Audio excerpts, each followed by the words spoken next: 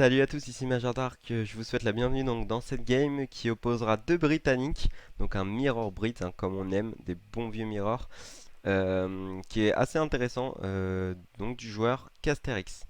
Alors le joueur Casterix est un joueur de niveau lieutenant, deuxième lieutenant niveau 20-21 sur Asian Dynasty, donc c'est un niveau assez correct quand même, un bon joueur. On peut comparer ça en fait si vous voulez un petit capitaine sur Nia, donc c'est quand même pas dégueu du tout. Et voilà, on va regarder son match et comprendre qu'est-ce qu'il fait de bien, qu'est-ce qu'il fait de mal, donc pour comprendre comment se joue ce match qui est anglais contre anglais et qui est quand même assez compliqué euh, à cerner. Voilà, parce que beaucoup de gens se disent, bah voilà, je joue contre anglais, je joue quoi? Je joue plutôt économique, je joue plutôt agressif. Et en fait, c'est une question qui est plutôt simple à discerner. C'est vraiment de la lecture de jeu de votre adversaire. Dans ce cas-là, en fait, c'est vraiment de la lecture de jeu euh, pour comprendre et pour adapter votre stratégie. Donc là, on va voir comment lui va lire dans le jeu de son adversaire. Donc, tout d'abord, on peut noter une macro. Donc, moi j'ai déjà regardé la partie, c'est pour ça que je dis ça, hein, mais j'ai remarqué que la macro de départ était un petit peu ratée, c'est un petit peu dommage. Parce que voilà, si vous voulez, il est allé chercher le troupeau de bison qui est là-bas dès le départ, alors qu'il aurait peut-être plutôt dû cibler celui-ci. Alors, en quoi, vous allez me dire, ça change? Eh bien, c'est très simple.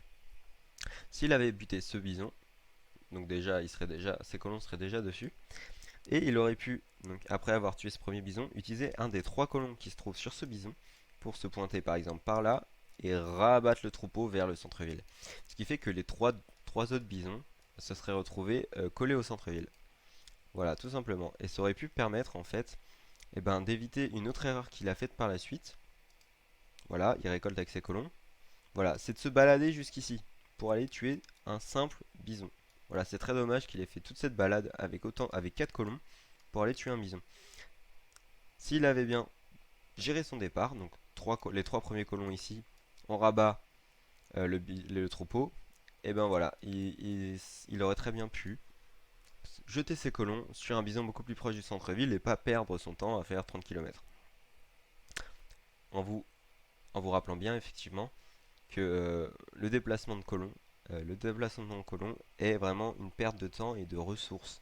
Hein, plus votre centre-ville est éloigné des emplacements de récolte en fait, et bien tout simplement plus vos colons vont marcher et moins ils vont récolter. Donc c'est vraiment pas ouf du tout pour le départ. Donc on voit qu'il laisse son or là, donc en fait lui il va essayer de rush l'âge. Et justement via cette macro on va voir que c'est pas très très fou. Alors voilà, on va voir, tac tac tac tac, on s'avance. Donc là il n'y a plus grand chose à faire, il y a juste à rabattre, hein. D'ailleurs un deuxième troupeau lui qui a été très bien rabattu on peut le dire. Et voilà. On voit qu'il lance l'âge aux alentours, donc moi j'ai regardé, c'était 2 minutes 59. Et c'est super dommage vraiment de jouer 16 colons et pas 17 pour passer l'âge à seulement 3 minutes environ. Voilà, ce qu'il faut vraiment se dire, c'est que quand vous jouez 16 colons, il faut passer obligatoirement l'âge à 2 minutes 40, 2 minutes 45 au plus tard, hein. Si vous jouez un colon de moins que le standard, c'est vraiment pour gagner du temps.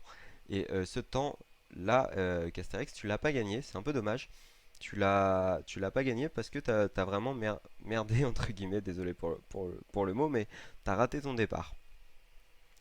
Donc voilà, on peut très bien voir que ton adversaire en face lui va passer l'âge peut-être 7 secondes plus tard, alors que lui il a fait son marché, son petit chien et sa maison.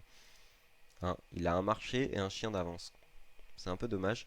Du coup, pour ta, pour ta pomme en fait. Mais enfin bon, c'est quand même un assez beau match, hein, je peux le dire. Vous avez joué un beau match. Donc voilà, on va essayer de rester assez objectif par rapport à ce départ. Donc là, tu poses ton marché. Alors, quelque chose que les gens doivent savoir, qui est obligatoire. Alors, comment je coupe la musique? Bref, c'est pas très grave. Qui est très très important, c'est les 100 ors de départ. Effectivement, tu récoltes pas tes 100 ors. Mais là, actuellement, ce que tu as besoin, c'est pas d'or, mais c'est de bois. Euh, et ce qu'il faut savoir, c'est qu'un marché te permet de transiter 125 ors en 100 bois. Donc voilà, c'est toujours 125 ors en 100 bois. Euh, faut vraiment que tu utilises cet atout, surtout quand tu as une trésorerie de 80 or. Donc voilà, hein, tu as dû ramasser deux petits trésors au début de partie qui t'ont permis de ramasser 80 or. Et là, tu as 100 or. En fait, le calcul est super simple. 175 or dans un marché, ça devient 100 or, 100 bois pardon, et 50 or. 175 or est égal à 100 bois et 50 or. Et c'est là où c'est super intéressant parce que 175 or est égal à une maison, donc presque une maison pour le contexte des Britanniques, puisque eux sont tout simplement, ont tout simplement des maisons à 135, mais voilà. 175 or est égal à une maison et le bois nécessaire, et l'or nécessaire pardon, pour l'amélioration du chien de chasse dans le marché. Et c'est vraiment, voilà, là ce qu'il faut te dire, c'est que si tu avais ramassé ces 100 or, là tu utilises ton marché, bam, il te restait 50 or dans ta trésorerie d'or, et tu avais 240 bois là. C'était quand même super, hein. Mais bon, tu les ramasses pas, t'améliores ton chien de chasse sans ramasser cet or. Ce qui est un peu dommage, voilà, tu poses ta maison, c'est vraiment de l'or qui dort en fait. Et puis si tu veux, t'as passé l'âge en fait avec, voilà, avec les gouverneurs, donc avec les 200 or et la tour. T'as pas spécialement besoin de garder ces 100 or en fait. Faut vraiment, si t'as un starter, tu les transites dans ton marché. Ok. Donc là en fait tu vas jouer la stratégie donc, que j'ai présentée sur ma chaîne. En fait tu vas faire une caserne, une tour, donc en ramassant pile 325 bois. Alors à noter que c'est parfait ce que tu as fait là, c'est une super macro. Alors pourquoi? Tout simplement parce que tu as récolté 325 bois et pas 326. Donc déjà respect, hein, parce que voilà, il y a peu de gens qui arrivent et ça demande vraiment de bien s'entraîner au niveau de la macro. Toi de tes bisons sur super bien rabattu. Et t'as de quoi lancer les colons. Donc en soi c'est vraiment un très très bon départ. Enfin un très très bon passage à l'âge 2 si tu préfères, parce que le départ était pas fou. Mais voilà, t'as rattrapé un petit peu ta boulette en ayant une macro beaucoup plus propre à ce niveau-là. Donc là, ce qu'il faut faire, c'est envoyer 700 bois, faire des colons, poser la caserne et poser l'avant-poste. Plus améliorer la deuxième amélioration donc, dans le marché de nourriture. Donc là, tu traînes un peu à envoyer tes colons, c'est dommage parce que là, tu serais déjà à la moitié d'un colon. Ouais, tu serais peut-être déjà presque à un colon même. Donc là, tu as encore perdu un colon sur un manque d'APM, un manque de rapidité, mais bon, ça, c'est pas forcément simple à avoir. T'envoies ton piège d'acier dans le marché, donc c'est super. Et là, tu commets ta première grosse erreur, c'est le placement de la tour. Alors, tout simplement, la tour ne doit jamais être posée sur ce genre d'emplacement. Alors pourquoi? Donc déjà, tout simplement parce que bah, tu protèges aucun troupeau, hein, donc c'est pas trop d'intérêt. Mais surtout parce que t'es pas dans l'axe. Et ça c'est super important en anglais contre anglais de poser sa tour dans l'axe. Donc par exemple à la place de ce trésor. Car si tu posais ta tour ici en fait, et ben l'adversaire il devrait avec ses unités militaires soit attaquer ta tour pour aller attaquer l'axe, soit faire le tour de la tour, donc passer soit par ici, soit de l'autre côté du comptoir. Et en soi, c'est énormément de temps perdu pour ton adversaire. Donc c'est vraiment dommage que tu aies placé cette tour ici. Surtout que c'est pas comme si tu avais vu les casernes de l'adversaire et que tu voulais les poser en face. Là, tu sais même pas où il se place. Et c'est dommage d'ailleurs parce que tu dois scout à ce moment-là. C'est le passage à l'âge, il faut que tu saches comment se positionne ton adversaire. Donc tu devrais te placer ici. Même si, ok, là, tu es sur en plus un trésor que tu risques pas, qui n'a pas grand intérêt à ce moment de la partie. Donc voilà, je te conseille vraiment de placer ta tour ici et de scout. Voilà, de scout pour comprendre où sont les casernes de l'adversaire, qu'est-ce qu'il va faire, une écurie, une caserne d'ailleurs, il peut très bien faire une écurie. Et vraiment voilà, de savoir comment il se positionne, où sont ses colons. Voilà, c'est une info par exemple que là on voit parce qu'on est en partie enregistré, mais que toi tu n'as pas vu. Et c'est super dommage parce que ça c'est une info que tu aurais très bien pu voir bah, tout de suite là. Et même du coup placer ton avant-poste, peut-être même juste devant sa caserne. Moi j'aime beaucoup faire ça. C'est vraiment très oppressant pour un adversaire de se retrouver face à une caserne. Donc, tu fais ta caserne, il faut que tu lances plus vite que ça, les 5 mousques. Ouais, ça va, ça reste assez rapide, mais le truc c'est que comme déjà t'as 20 secondes de retard, euh, voilà, moi je sais qu'à 5 minutes 30 j'ai 5 mousquetaires. Voilà, toi tu vas approcher des 5 minutes 30, tu les as pas encore. C'est un peu dommage. Il faut vraiment que voilà, tu tournes de 5 en 5, tu n'hésites pas à vraiment bombarder. Au niveau de la technique, t'envoies 700 bois derrière, donc t'as amélioré le deuxième bouffe, donc au niveau des rendements de bouffe, t'es à fond. Et en plus là, tu poses des maisons un peu partout pour boom, donc là, niveau économie, t'es vraiment sur une bonne voie, vraiment. C'est cool. Là, t'as 5 mousquetaires qui vont vers le nord, on sait pas trop pourquoi. Ils se positionnent ici, attention, positionnement super dangereux, hein, si l'adversaire arrive et qu'il te chope et que t'es pas dessus. Et bah boum, là, le temps que tu réagisses, t'as déjà perdu une unité, voire deux. Donc vraiment, faire gaffe à son positionnement, toujours se positionner en fait un petit peu derrière les bâtiments, par exemple par ici, ou par ici, ou par ici, pour qu'en fait ce soit les bâtiments qui te montrent en premier l'arrivée de l'adversaire et que toi tu aies plus le temps de réagir, hein. Ça c'est quelque chose d'assez connu sur le jeu de stratégie. C'est pas de se positionner son armée devant les bâtiments, mais plutôt derrière pour voilà anticiper au niveau de la visu de quand vont arriver tes unités, les unités adverses. Là tu scoutes, donc tu scoutes un peu tard, mais au moins tu scoutes, donc c'est cool.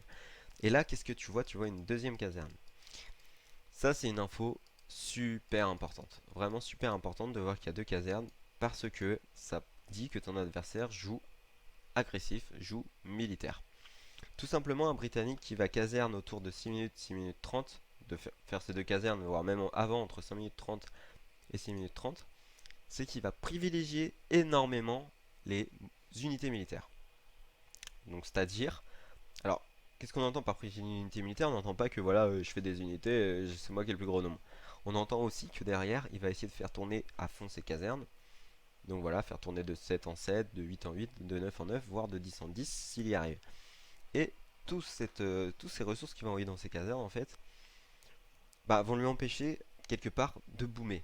Tu vois, un anglais, donc lui préférait peut-être faire des unités de 5 en 5, mais garder des colons sur le bois pour faire des maisons. Maison égale colon, colon égale économie, économie égale boom.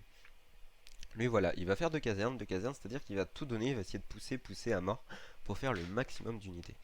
Qu'est-ce que tu dois lire quand tu dis deux casernes? Dans la lecture de jeu d'un adversaire, c'est assez simple. Deux casernes est égal tout simplement à un push et est égal à un jeu en défense de ta part. Chose que tu vas plus ou moins gérer au départ. Euh, on va voir comment tu le gères d'ailleurs. Donc au niveau des cartes, t'envoies 700 bois, un succès en colon. Donc là vraiment t'es dans le pur boom. Un pur boom classique. Et là t'avances un peu tes mousquetaires. C'est un petit peu dangereux sachant que toi tu devrais jouer en défense. Hein, là s'il peut pop du coup plus de mousquetaires que toi, là tu te fais coach, tu te fais attraper, c'est mort. Donc l'adversaire a pas très bien joué, il a perdu deux colons en plus là-dessus. Et toi, quelque part, tu produis bien. Tu produis de manière constante. C'est assez sympa, c'est assez bien. Dis-toi, tu aurais eu 20 mousquetaires à ce moment-là. Donc même si le gars a deux casernes en face, t'es plutôt dans une bonne position. Là, tu lui prends un mousquetaire, c'est intéressant. Tu lui prends un deuxième mousquetaire parce qu'il a eu peur de toi. C'est un peu bête parce que voilà, t'es devant. Enfin, en unité militaire, il est devant, pardon. Au niveau de la macro, t'es quand même bien, hein. C'est super bien ce que tu fais au niveau des bisons, hein. C'est très propre. Une très belle macro. Et là, tu commences à te jeter du coup sur les récoltes de bois. Donc c'est plutôt pas mal. T'envoies 600 bois très très vite. C'est super, super ça aussi. Là, encore une fois, t'es mal placé. Très mal placé. L'adversaire, s'il jouait mieux, là, il avait quand même 30-35 unités, hein. Sur un 2 casernes, tu peux franchement très vite arrêter à 35 unités à 7 minutes 30. Toi, t'as 20 unités. C'est très dangereux de se pointer ici dans cette situation. Surtout que ta tour est super mal placée, hein. Si elle avait été placée ici par exemple, bah là t'aurais été beaucoup plus à l'aise parce que c'est ta tour qui aurait dicté tes mouvements. Là tu dictes tes mouvements dans le vide face à une armée qui est probablement plus forte. Donc là ça ce sont des erreurs assez importantes qui ici ne se voient pas parce que ton adversaire a peut-être pas assez de niveau pour te pénaliser dessus, c'est ça aussi. Euh, mais voilà, là c'est une autre erreur, se venir se coller ici et là par contre il t'a pénalisé, hein. Donc ça s'est vu direct. Et là on voit quand même qu'il a plus d'unités militaires, hein. On va faire une petite pause. Là, tu as 18 unités militaires. Hop, et lui de son côté, il est à 21. Bon, c'est pas flagrant, c'est pas flagrant. Lui il pourrait vraiment beaucoup mieux prod, hein. Je pense qu'il dormait un peu parce que faire deux casernes et aussi peu prod c'est quand même pas très très propre. Mais voilà, là ce qu'il faut te dire c'est qu'il est 7 minutes 53, t'as 34 colons et lui en a 26. Donc là t'es vraiment carrément devant niveau économie. T'es bien, t'es très très bien. Il faut que tu masses. Là il faut que tu masses l'économie.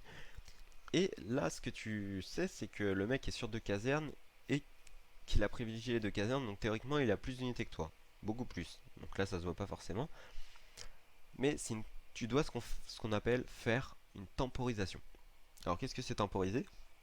C'est back, attendre qu'il attaque et essayer de lui prendre des petites unités, voilà.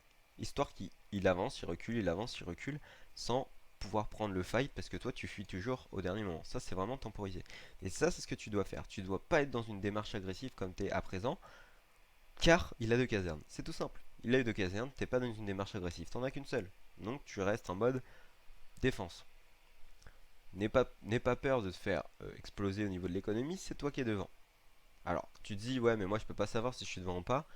Vraiment, toujours cette histoire de deux casernes, s'il a deux casernes, c'est que t'es devant. Il n'y a pas d'autre chose à se dire. Donc là, t'étais très mal positionné. T'as pénalisé deux unités. Tu tournes de 5 en 5, c'est bien.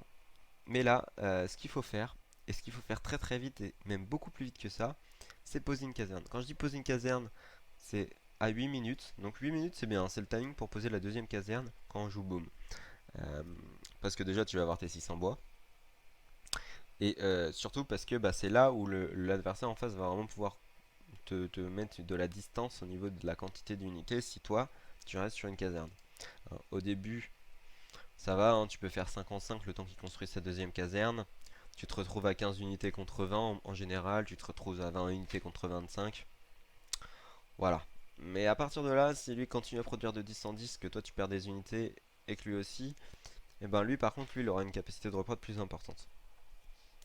Donc là, ce qu'il faut absolument faire, c'est poser ta deuxième caserne. Alors on va voir quand tu la poses. Alors ça c'est une erreur monumentale de poser du coup ta maison avant. Il faut vraiment se dire à 8 minutes, faut poser cette deuxième caserne. Toujours, toujours, toujours en mirror Brit. Euh, ouais, du coup, tu vois, tu la poses à 8 minutes 30. Alors, vous allez me dire, ok, c'est des secondes, effectivement. Mais en général, on pose vraiment une deuxième caserne entre 7,45 et 8 minutes. C'est ce qui permettra d'être safe. Deuxième énorme erreur, hein, après cette position de la tour. Hein, parce qu'on va quand même récapituler, hein, l'énorme erreur, c'est la position de la tour qui sert à rien. Et cette erreur-là. Hein, cette erreur-là qui est de positionner une caserne en attaque. Quand on est sous pression, et là je te rappelle que tu dois jouer en défense, tu dois temporiser, on pose jamais une caserne ici. Il faut toujours la poser derrière le centre-ville, donc à gauche de la mine par exemple, ou ici. Tout simplement parce que votre adversaire, lui, osera jamais venir jusqu'ici, ni jusqu'ici, parce que c'est trop risqué entre les messagers et ton armée. Donc ça, ce sont des endroits super safe, hein. Ou alors si jamais l'adversaire s'engage, hein, vous le pénalisez direct, messager, armée, et voilà, c'est terminé la partie. Mais si vous posez votre caserne derrière, c'est super safe. Au niveau des axes, ça c'est l'axe central, hein, on peut regarder sur la minimap. Donc par rapport à l'axe central, c'est ici le plus excentré et le plus safe de tous les emplacements pour poser ta deuxième caserne. A noter que cette deuxième caserne, il faut plutôt la poser avec 3 colons vers 7 minutes 45, 8 minutes. Donc pas avec 2 colons vers 8 minutes sur le front. Il faut vraiment la poser très très vite pour commencer en fait à prod à 8 minutes ou 8 minutes 15 des mousquetaires de 10 en 10. Voilà. Après au niveau de la macro c'est toujours bien, tu récoltes tes 600 bois, ton BO est plutôt pas mal. Mais voilà, bah là on voit clairement que l'adversaire est en mode attaque et que toi tu es en mode défense. D'où l'énorme erreur de s'être positionné ici. En plus, toi, ta tour est ici, donc elle ne sert à rien encore une fois de plus. C'est vraiment des détails, on peut vraiment penser que ce sont des détails, mais voilà, si ta tour encore une fois était ici, et ben t'aurais eu la visu du jeu, t'aurais pas posé ta caserne ici. C'est tout con, hein, mais voilà. Tu poses tes maisons. Donc voilà, tu as posé tes maisons. Tu pars, voilà, ici je cherchais où tu avais dépensé ton bois. Donc là, tu récoltes, c'est plutôt pas mal. Alors là, c'est dommage. Non, encore une fois, tu te mets dans un sacré pétrin. Tu te positionnes super mal. Tu attaques alors que tu es en défense. Euh, c'est super dommage parce que là, par contre, l'écart est beaucoup trop différent, hein. T'as 14 mousquetaires. Bon, allez, on va compter les 5 là-bas pour être cool. Et lui, ton adversaire, lui, est passé sur 30. Donc là, tu joues à 20 contre 30. Même pas. Ouais, si, à peu près à 20 contre 30. Sachant que l'adversaire, lui, joue vraiment ultra agressif. Alors, petit réflexe, quand on joue en anglais contre anglais, on regarde toujours les unités adverses pour savoir si il a envoyé ses améliorations d'unités. Là, on voit que ses PV sont à 172 et que les tiens sont à 150. Voilà, un mousquetaire standard à 150 points de vie. Là, il a envoyé ce qu'on appelle l'amélioration PV mousquetaire grenadier. Donc ça veut dire que le mec, il a vraiment aucune économie. T'as 40 colons, si on regarde, lui, il est à 30. Tu lui mets 10 colons dans la gueule. Là, pourquoi tu joues agressif? Il y a tous les signes que le mec, il joue à mort unité. La seule chose que tu as à faire, c'est de jouer en défense et de masse plus que lui. Alors, pourquoi masse plus que lui? Parce que lui, comme il a joué une technique agressive, il va pas être capable, en fait, si tu veux, de prod des unités militaires de 10 en 10 en discontinu. Parce qu'il a tout simplement pas assez d'économie. Il a 30 colons, c'est un petit peu juste pour faire du 10 en 10 en mode discontinu. Toi, par contre, t'as 40 colons. Là, il n'y a aucun problème. Tu peux carrément faire 10, 10, 10, 10, 10, 10, 10, 10. Donc même chose, la seule chose que tu as à faire, c'est de temporiser.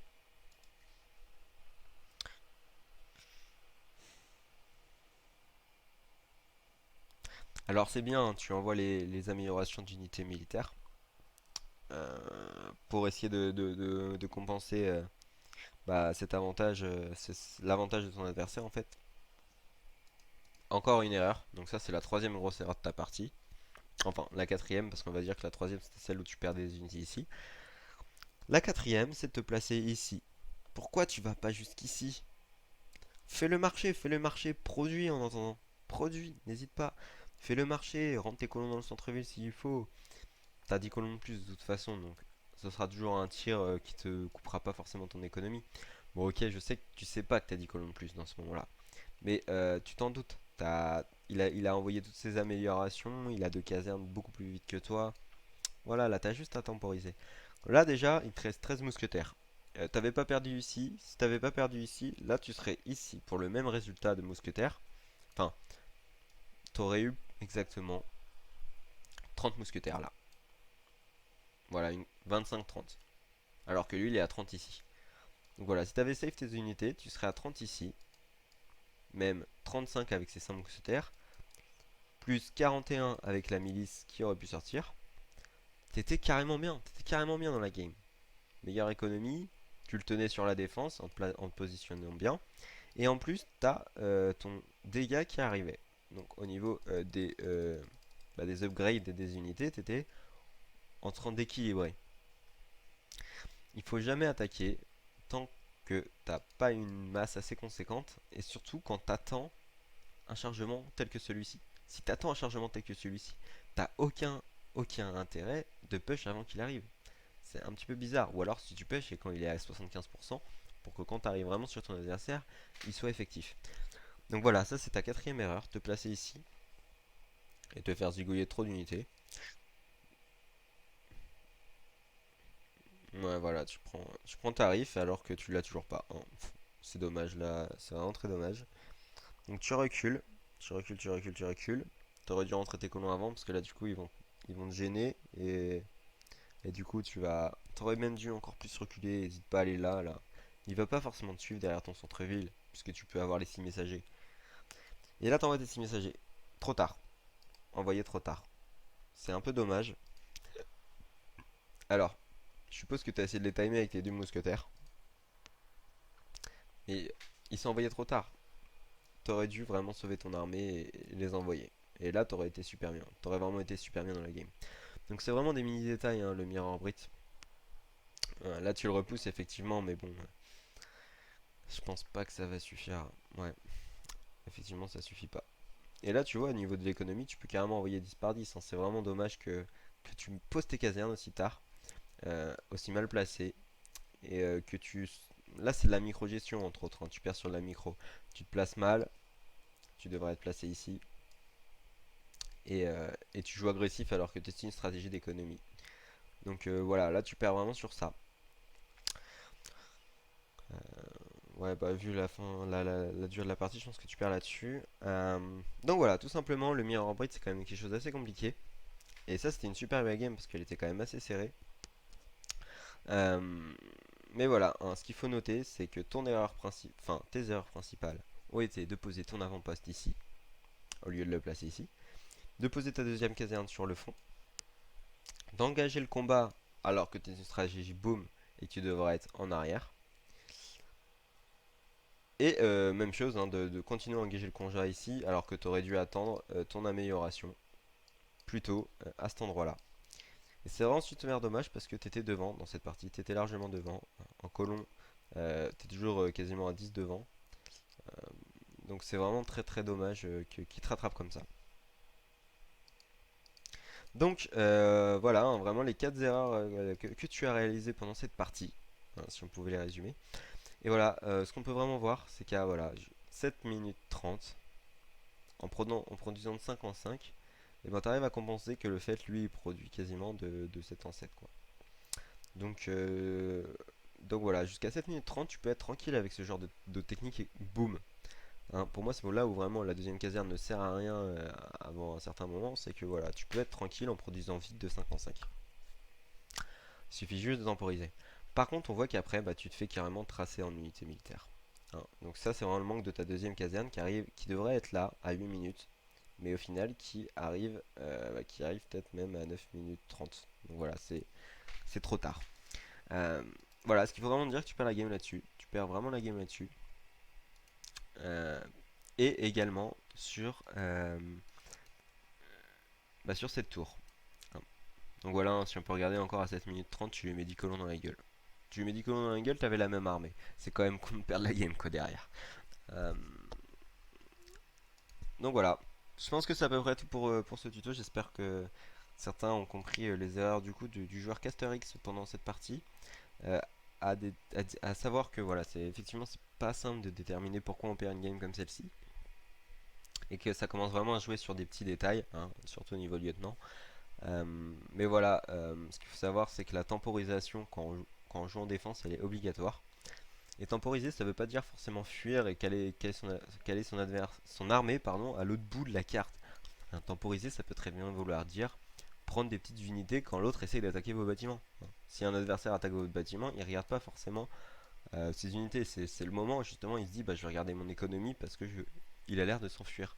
Et bim, là vous lui prenez un petit mousquetaire. Et bim, un autre mousquetaire. Du coup, il va essayer de vous courir après. Vous fuyez dans l'autre sens. Et comme ça, en fait, il nique ni votre caserne. Et en plus, lui, vous lui butez des unités. C'est vraiment ça, temporiser. Donc, euh, donc voilà, c'est vraiment dommage que tu laisses s'échapper cette game qui était pour toi. Qui était, euh, qui était offerte à toi. Euh, voilà, je pense qu'au niveau des jeux de cartes, bah, t'as plutôt bien joué. T'as fait 700 bois, 5 colons, 600 bois. Jusque là, moi je trouve ça plutôt propre. Si vraiment t'es sous pression, n'hésite pas à envoyer les 6 mousquetaires après les 5 colons. Voire avant les 5, mais ça c'est vraiment dans des adversaires ultra ultra agressifs que je pense que tu rencontreras pas en niveau lieutenant. Euh, et après voilà, n'hésite pas à envoyer les cartes d'amélioration hein, comme t'as fait, mais effectivement c'était un tout petit peu tard à ce niveau-là. Euh, mais bon, c'est pas forcément le jeu de cartes là qui t'a pénalisé, hein, c'est vraiment pas ça qu'il faut se dire. On va regarder l'adversaire. Hein. Lui il a même pas envoyé 5 colonnes, tu vois. Lui il a fait 700 bois, des amélios, 600 bois. Donc c'est à dire que le mec il avait vraiment pas de quoi produire. Hein. Il produisait que dalle. Voilà, et là on voit très bien qu'il allait pas produire plus de 6 unités, mais il aurait pu faire 7 unités, grand max 8 dans sa caserne. Quoi. Il produit de 8 en 8. Toi, t'aurais pu vraiment produire de 10 en 10 à partir de 7 minutes 30. Et en fait compenser le fait que lui il ait balancé des améliorations. Si tu veux, le mec qui balance des amélios, toi t'as plus de masse, ça équilibre. Sauf que toi derrière t'as plus d'économie, donc t'es devant. Et en plus, toi derrière, tu peux toujours, en plus, bah vraiment envoyer également tes améliorations d'unité. Donc ça veut dire que tu avais plus d'économie, tu temporisais, tu avais une plus grosse masse et en plus tu avais les mêmes améliorations. Là il aurait vraiment plus rien à faire. Donc voilà, j'espère que ce tuto vous a un peu éclairé sur ce match qui est assez sympa d'ailleurs. Un match anglais contre anglais, c'est assez sympa à regarder, hein. C'est souvent mousquetaire contre mousquetaire en mode un peu pression, comment se déplacent les joueurs, qui est-ce qui va tuer le plus de mousquetaires, micro-gestion, c'est assez serré en général ce genre de partie. Donc j'espère que ça vous a plu, n'hésitez pas à poser des questions si vous comprenez pas certaines choses. Euh, et j'espère que Casterix aura compris aussi quelles étaient ces petites erreurs, hein, même si effectivement c'est souvent compliqué de déterminer ces erreurs par soi-même dans ce genre de situation. Donc moi je vous souhaite une bonne soirée, une bonne matinée, une bonne après-midi, je sais pas à quelle heure il sera quand vous regarderez cette vidéo. Et bon courage pour la chaleur. Allez, à plus.